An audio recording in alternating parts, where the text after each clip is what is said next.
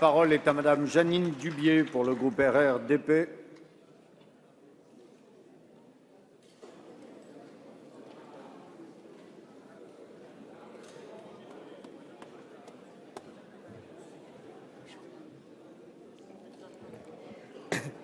Monsieur le Président, Madame la Ministre, Madame la Présidente de la Commission des Affaires sociales, Mesdames les rapporteurs, mes chers collègues, le groupe RRDP porte un regard positif sur un texte qui nous concerne ou qui nous concernera tous, directement ou indirectement.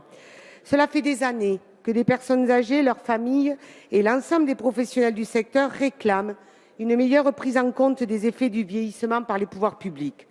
Disons-le d'emblée, ce texte est un premier pas et nous le saluons. Mais nous regrettons l'absence d'un volet financier plus ambitieux qui aurait permis d'aller plus loin. Je reste persuadée que le financement prévu par la CASA ne sera pas suffisant et j'aurais vivement préféré la mise en place d'un véritable dispositif type cinquième risque. Cinquième risque dénommé risque dépendance, comme il existe le risque maladie, maternité, invalidité et décès au sein de la branche assurance maladie de la sécurité sociale. Risque au sens d'un accroissement de charges liées à la survenance d'événements, comme le sont les 4 risques précédemment cités, actant ainsi une prestation universelle et relevant de la solidarité nationale. Toutefois, je l'ai dit lors de la discussion générale, les restrictions budgétaires et la crise économique ont évidemment un impact non négligeable sur cette approche et nous en prenons acte avec regret.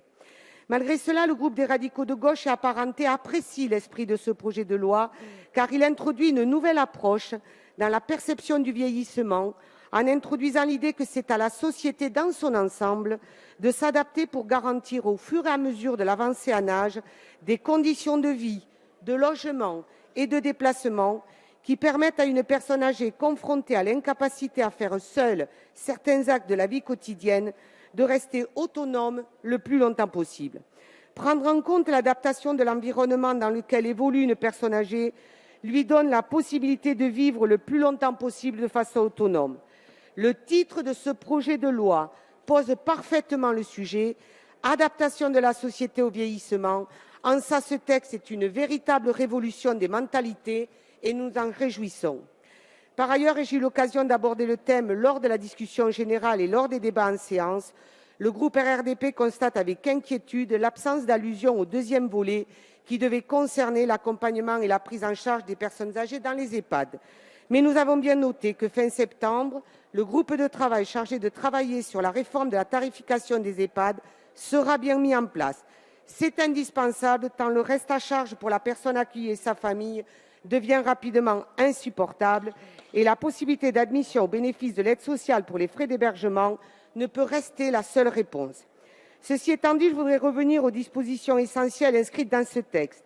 Nous notons avec satisfaction le renforcement des droits individuels ainsi que de la protection juridique des personnes handicapées et des personnes âgées. Les mesures prévues en faveur du soutien apporté aux aidants, celles relevant du développement de l'accueil familial, amélioreront l'accès et la sécurisation des personnes accueillies dans le cadre de ce dispositif alternatif. La reconnaissance du volontariat civique senior renforcera le lien social et valorisera l'engagement libre et désintéressé de personnes âgées. La clarification du statut de résidence-service était nécessaire. La requalification des logements foyers sous le terme de résidence autonomie est aussi une avancée qui redonnera à ces structures leur vocation d'origine. Enfin, pour les services polyvalents d'aide et de soins à domicile qui existent depuis plus de 10 ans et qui ont pour objet la coordination de la prise en charge autour de la personne, l'expérience montre que dans de nombreux cas, la prestation fournie s'en trouve améliorée. Je regrette toutefois qu'on réserve cette possibilité de conclure un contrat pluriannuel d'objectifs et de moyens aux SPASAD expérimentaux alors que certains remplissent de façon satisfaisante leur mission. C'est dommage de les écarter du dispositif.